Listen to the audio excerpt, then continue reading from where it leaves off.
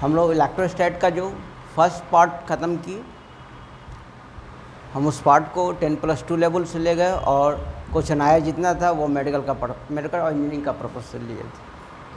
तो जो medical students है या IITian स्टूडेंट्स है जो कंप्लीट करना चाहते हैं, क्वेश्चन आयर जितना दिया गया होगा वीडियो में, आप उसको अच्छा तरह से वॉच करें केयरफुली।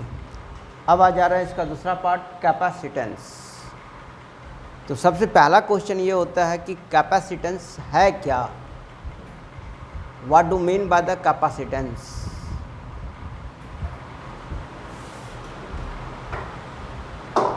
तो इसको हम लोग ऐसे भी कह सकते हैं कि किसी भी कंडक्टर की जो कैपेसिटी होती है उसको हम लोग कैपेसिटेंस बोलते हैं। और किस तरह की कैपेसिटी, तो charge ability capacity, clear, charge ability capacity. तो हम इसको अब सबको मिला के अब कर रहे हैं कि electrical capacitance of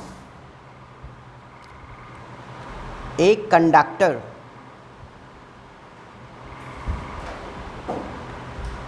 is its ability to store the electric charge, to store the electric charge। हम इसको ऐसे भी डिफाइन कर सकते हैं, इट में भी define as the ability, ability मतलब होता है capacity, ability to store the charge, electric charge, clear. इसको हम दूसरे तरीके से भी डिफाइन कर सकते हैं, जैसे ओम्स लॉ हम लोग जानते हैं। ओम्स लॉ क्या बोलता है कि running current in a conductor या flowing current in a conductor is directly proportional to the potential difference between 2 points of the conductor। ये ओम्स लॉ हो गया। हम लोग करंट के बदले चार्ज का यूज करें, उसी लाइन को फिर हम लोग दोहरा लें। तो इससे क्या हुआ कि अगर हम समझ गए ओम्स लॉ को 9th-10th में पढ़े, तो इसका मतलब हम लोग कैपेसिटेंस को भी हम लोग न्यूमेरिकली, मैथमेटिकली हम डिफाइन कर सकते हैं। तो क्या बोले कि इट इज द रेशियो, किसका रेशियो है, तो flowing charge in a conductor, flowing charge in a conductor to its potential difference, to its potential difference. हम लोग इसको और भी ऐसे कर सकते हैं कि flowing charge in a conductor is directly proportional to the potential difference between 2 points of a conductor. देख लीजिए, Q directly proportional to the potential difference between 2 points of a conductor। Q proportionality को हटाने के लिए constant term आया C into V, then C बराबर क्या हो जाएगा, Q by V।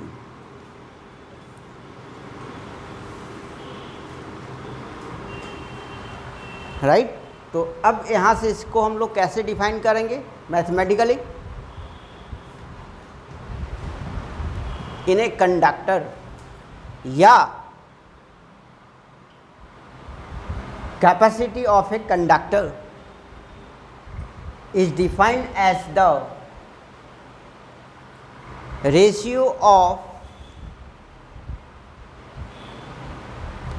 flowing charge to the conductor and rise in potential difference. and rise in potential difference. It may be also defined as the capacitance of a conductor may be defined as the ratio of the given charge या flowing charge per unit potential difference between 2 points of a conductor. Clear? अब यहाँ पर ये देख लिए, ये जो C आया है कांस्टेंट टर्म है, इस C को किस नाम से पुकारेंगे? Capacity of a conductor. Capacity of a conductor, right. अब ये जो C है ये किस फैक्टर पर डिपेंड्स करेगा? डिपेंड करेगा, ये आपका 10+2 का क्वेश्चन है कि capacity of a conductor, which factor the capacity of a conductor depends on. किस फैक्टर पर इसकी कैपेसिटी, कंडक्टर की कैपेसिटी डिपेंड करता है. तो क्या लिखेंगे? Capacity of a conductor depends upon the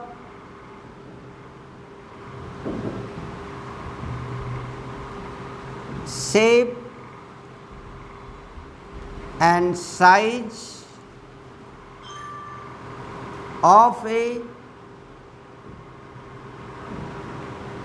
conductor. पहला पॉइंट हुआ.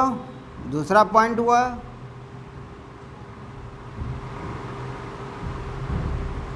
Depend upon the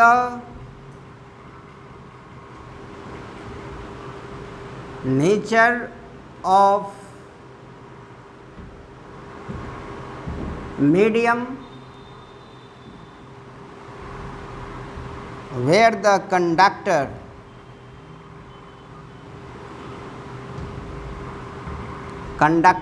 is placed. Where the conductor is placed. Clear? तीसरा पॉइंट इसका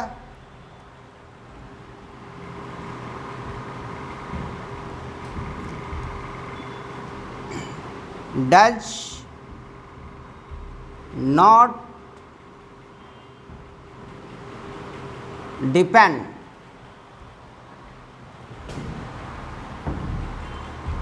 on the nature of material of conductor. तो यहाँ से आप लोग क्या क्या देखें? कैपेसिटेंस क्या है? क्या बोले?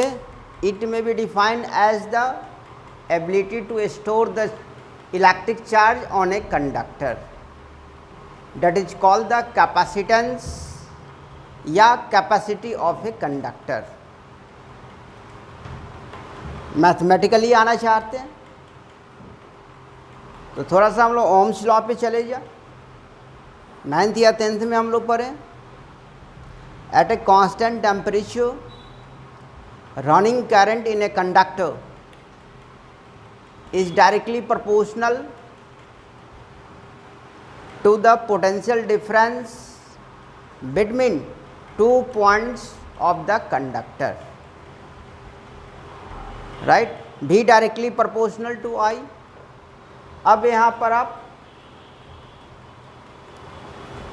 करंट के बदले चार्ज को ले जाइए और पोटेंशियल रहेगा ही, और पोटेंशियल रहेगा ही बस. तो क्या लिख सकते हैं? Flowing charge in a conductor is directly proportional to the potential difference between 2 points of a conductor, माने Q directly proportional to V. Then Q बराबर C into V, where C is the constant which is called the capacitance या capacity of a conductor. Capacity of a conductor किस किस factor पर depend करता है और किस फैक्टर पर डिपेंड नहीं करता है. तो capacity of a conductor depends upon the shape and size of a conductor. Conductor के शेप एंड साइज पर डिपेंड करेगा, मतलब रेडियस पर डिपेंड करेगा, दैट इज डायमीटर पर डिपेंड करेगा। ये आपका ऑब्जेक्टिव क्वेश्चन है और शॉर्ट नोट भी है। दूसरा पॉइंट हम लोग देखें कि depends upon the nature of medium where the conductor is place. जहाँ पर कंडक्टर को रखा गया है उस मीडियम के नेचर पर कैपेसिटी डिपेंड करता है, मतलब सी जिसका सिंबल सी है वो डिपेंड करता है। तीसरा point does not depend upon the nature of material of a conductor, कि कंडक्टर किस मटेरियल का बना हुआ है वो उसके कैपेसिटी पर डिपेंड नहीं करेगा। कैपेसिटी जो है उसके नेचर पर, मटेरियल किस नेचर का बना हुआ है, किस सब्सटेंस का बना हुआ है, उस पर वो डिपेंड नहीं करेगा। क्लियर यहाँ से? What do mean by the capacitance? यहाँ तक आपका कंप्लीट क्वेश्चंस हुआ।